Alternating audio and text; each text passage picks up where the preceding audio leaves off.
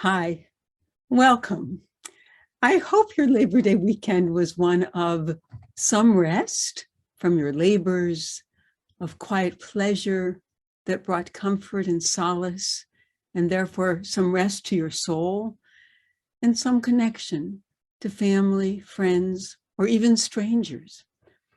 Unlike some of our other national observances, Labor Day actually, to my mind, does what it is supposed to do. It encourages us to be cognizant of and grateful for our own work and the work of others by creating a special day of rest from the responsibility of our work. I recognize that too many are not afforded the privilege of having Labor Day off in order to keep our 24/7 culture running. But there's usually some acknowledgement for that extra effort. I may be fooling myself, but it seems to me that in its observance, Labor Day is closer to its origins than Memorial Day, for example, or July 4th. At any rate, in the spirit of that respite from our usual routines, let us take our first break to breathe on this day in September with its beauties and challenges. By way of introduction or possibly inspiration for this first break, I will share with you one of the teachings of a contemporary writer and thinker whose work we'll explore a bit more as part of today's reflection. Quote, "In the entire history of the universe, let alone in your own history, there has never been another day just like today, and there will never be another just like it again. Today is the point to which all your yesterdays have been leading since the hour of your birth. It is the point from which all your tomorrows will proceed until the hour of your death. If you were aware of how precious today is, you could hardly live through it. Unless you are aware of how precious it is, you can hardly be said to be living at all." So let us take our meditative postures. Most of you, I expect, are sitting on a chair, comfortably, but still attentively. And let us find a nice posture. There's that image of being pulled up to the heavens from the tops of our heads, with our feet firmly planted on the ground. We both aspire and we are rooted.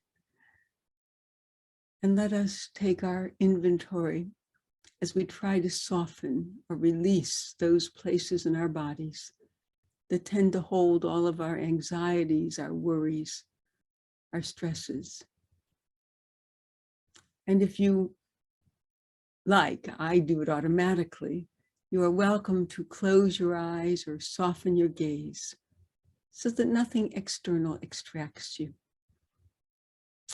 And we think about our heads lifted, but not to the point of tension, just to the point of sitting comfortably on our necks and our shoulders. You might imagine that we are releasing the scalps that hold on to our heads, not releasing them, but softening them. We could try to wiggle our ears, whether or not that is in our genetic makeup, and certainly soften the creases on our foreheads. Allow our jaws to fall open, almost as if we were struck dumb. God forbid. Let us allow our tongues to rest at ease in our mouths. And as we do that, we realize how much daily tension we hold in our tongues and our jaws. Let us release all the kinks in our necks, however you find that most accessible or doable. Oh, a roll around the shoulders is always a humbling experience. Let us scrunch up our shoulders maybe and allow them to fall. And then focus on our internal organs, the lungs that we will engage very mindfully in a moment. Our digestive system that takes so much punishment. Again, just like our jaws and our tongues, it's a place that we hold our concerns, that we hold our worries, that we hold on, that we just hold on for dear life sometimes. Let us let that go and let it do what it will do, because that's the way it is created. And we can help it by just softening our interior world through our waists and our hips, tops of our thighs. Also our arms. You can just let them rest with our hands comfortably in our laps, although we may want to twirl our wrists, just kind of let them go, wiggle our fingers.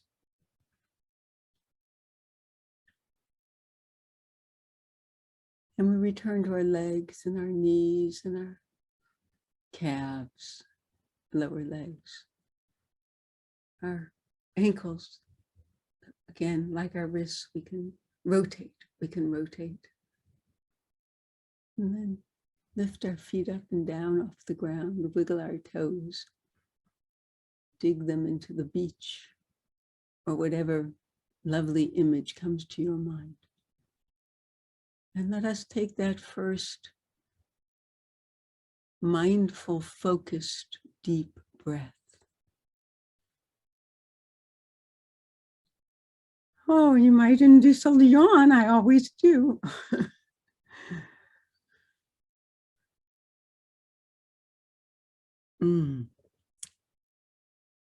And as you're concentrating on the air going in and staying with that breath, you might follow it to all the corners of your body. Your imagination tells you it is going.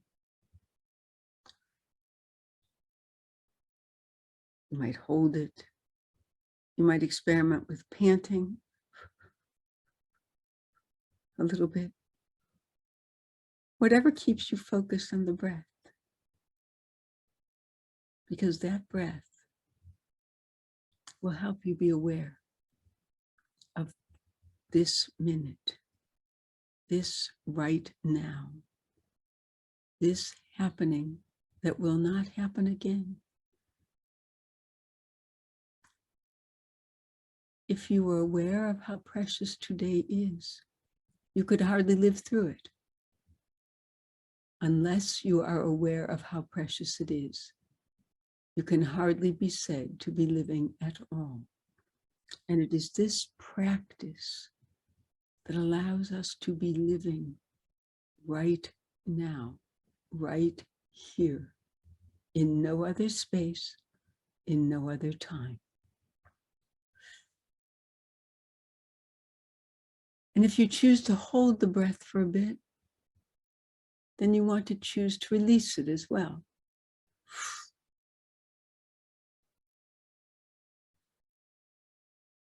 I sometimes think that the amount of yawns that seem to be encouraged by this process is proportional to the amount of tension we might have been holding before we did it. Because that tension holds us from breathing deeply, possibly from feeling deeply as well.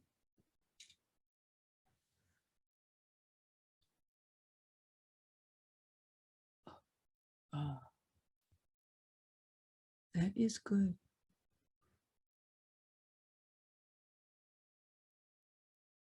Stay with that air coming in, traveling through. It's the only thing that is happening right now.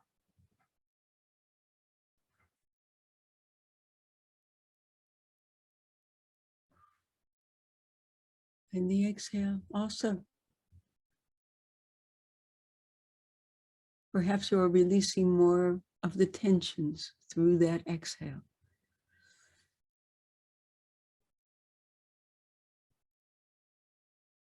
Perhaps it is making you aware that even as we live in each moment passes into the next one, and the next one, and the next one.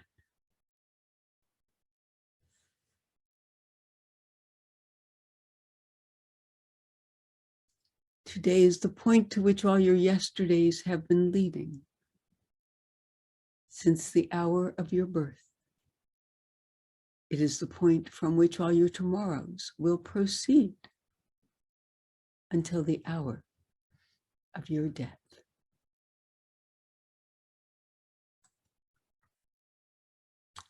A few weeks ago, I was engaged by a column of David Brooks in the New York Times, in which he eulogized the writer, novelist, poet, teacher, philosopher, and ordained Presbyterian minister, Frederick Buechner, who passed away at the age of 96. I believe it is pronounced Buechner, even though it is spelled Buechner. I did look it up, and that seems to be an acceptable pronunciation. In an article entitled "The Man Who Found His Inner Depths," Brooks describes how Buechner's father killed himself when Buechner was only 10 years old.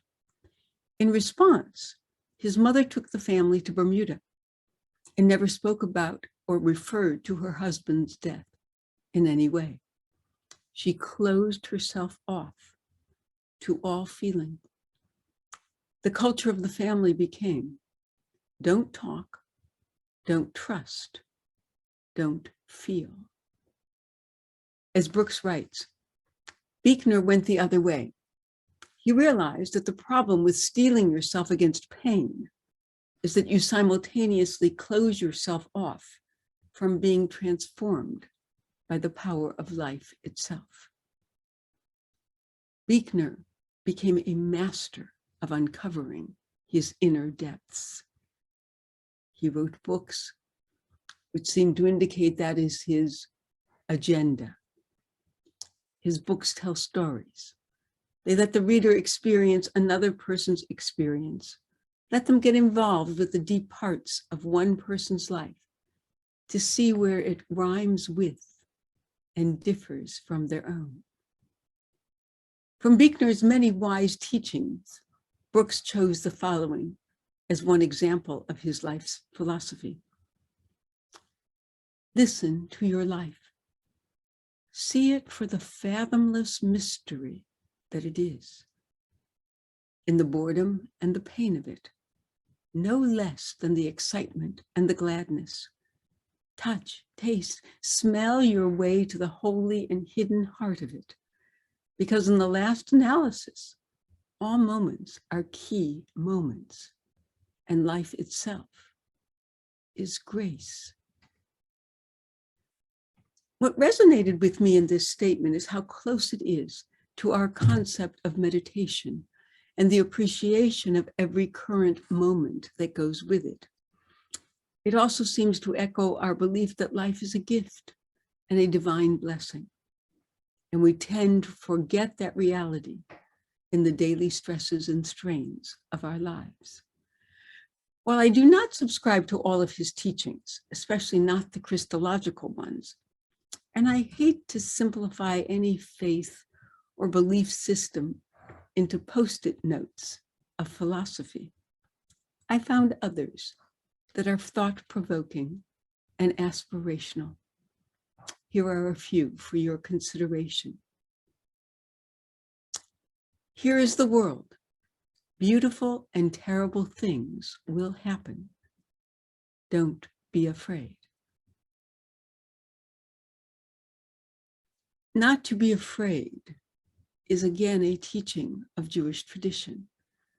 Reb Nachman said, Kol ha'olam kulo, gesher tzar ma'od, the whole world is a narrow bridge. Buechner says, here is the world. Beautiful and terrible things will happen. The whole world is a very narrow bridge. The important thing is not to make yourself afraid. Buechner says, don't be afraid. It occurs to me that the reason for that, but there are many reasons, but one of the reasons is that we're going to do it anyway. We are going to meet every crisis. We are going to live through every challenge. So to be afraid in advance doesn't do us very much good. It's a waste of energy. Somehow we do it. We get through it. We deal. Here is the world. Beautiful and terrible things will happen. Don't be afraid. The whole world is a very narrow bridge. The important thing to remember is not to make yourself afraid. Buechner goes on, or in another statement, quote, if we are to love our neighbors, before doing anything else, we must see our neighbors with our imagination as well as our eyes. That is to say, like artists, we must see not just their faces, but the life behind and within their faces. Here it is love that is the frame we see them in. More and more, we are discovering how little we see and how little we know of the other in our community. I think Buechner is correct. Just as love your neighbor as yourself is a good and true goal, until we can truly see and know each other, we are all pretending and we are mouthing high-minded words, but we are not infusing them with a lived reality. Another. What we hunger for, perhaps more than anything else, is to be known in our full humanness. And yet that is often just what we also fear more than anything else.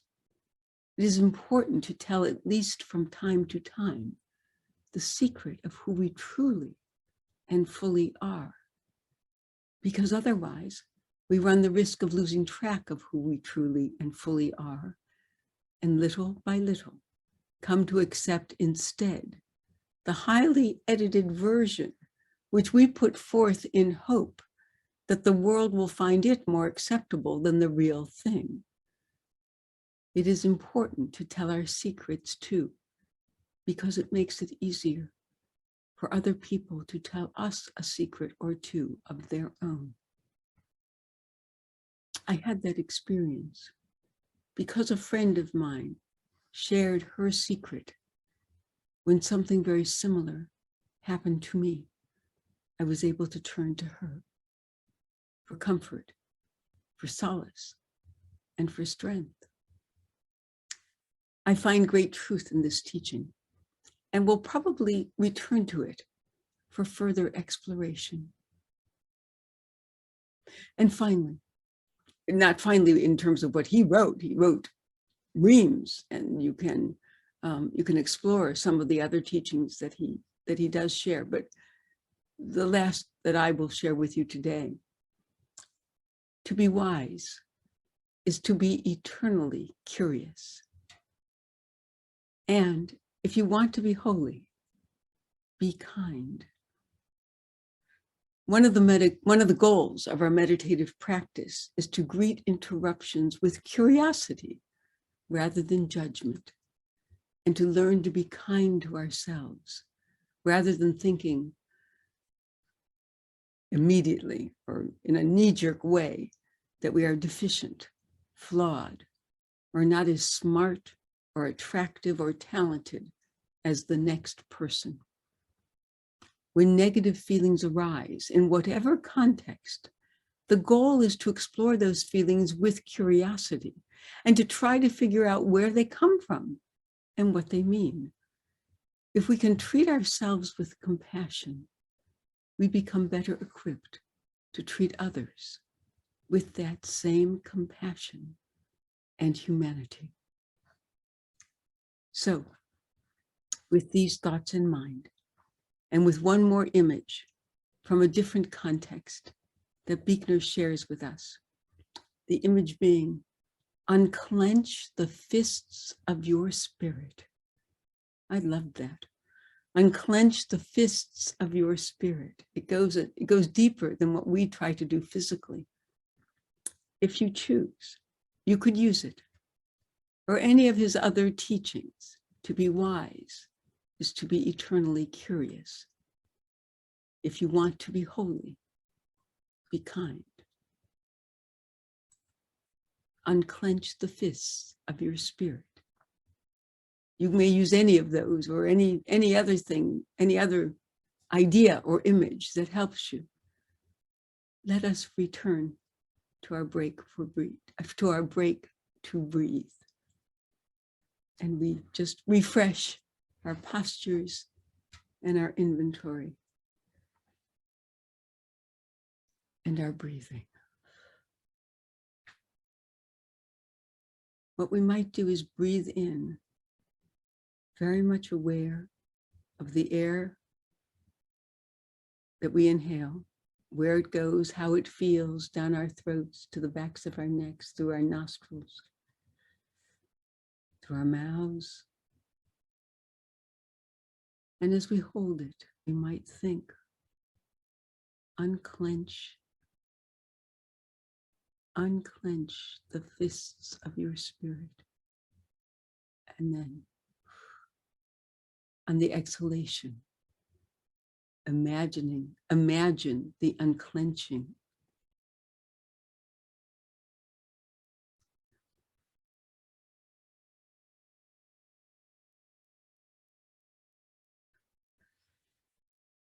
We inhale again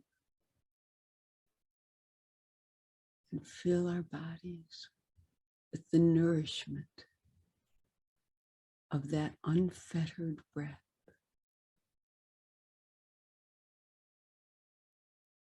And we might think, to be wise in this moment is to be curious about where the breath is actually going, about how it feels, about how long it might remain within us, and how it feels to let it out. Slowly, quietly, or all at once, in a big whoosh.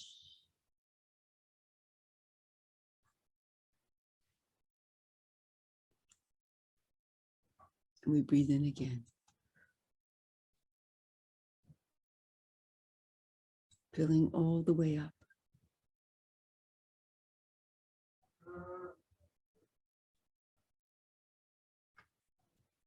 We might think, to be holy,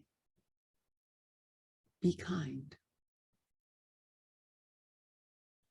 To be holy, be kind. I think it was Abraham Joshua Heschel who said, when he was a young man, he admired clever people.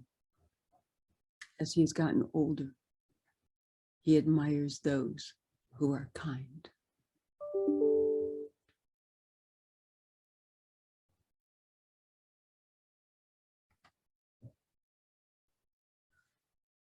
And we let it go.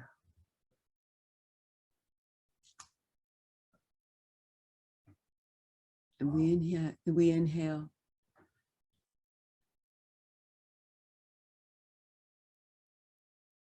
And we let it go.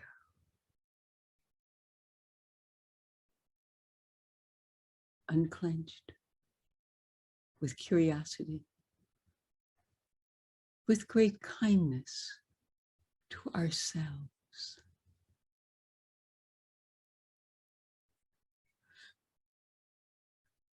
I encourage you to continue breathing, focusing on the breath, enjoying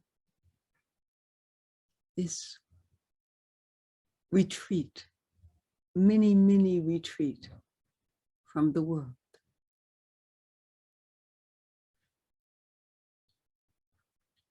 By way of conclusion, even as you continue breathing, I hope, and reflection for the week ahead. Additional thoughts from Frederick Buechner. The life I touch, for good or ill, will touch another life, and in turn another, until who knows where the trembling stops, or in what far place my touch will be felt. Even the saddest things can become, once we have made peace with them, a source of wisdom and strength. And finally, from Frederick, probably originally pronounced Buechner, Buechner, but has become anglicized to Buechner. Compassion is sometimes the fatal capacity for feeling what it is like to live inside somebody else's skin. Compassion is sometimes the fatal capacity for feeling what it is like to live inside somebody else's skin. I wish you a wise, compassionate, unclenched week in which your wisdom and strength increase. I look forward to seeing you next time. God bless.